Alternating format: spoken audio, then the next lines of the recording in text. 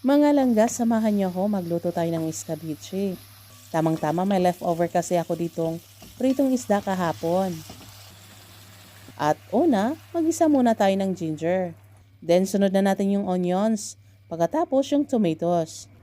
Then, isunod na rin natin yung carrots.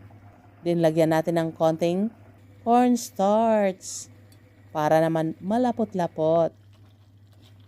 At, timplahan natin ng konting salt, then ground pepper.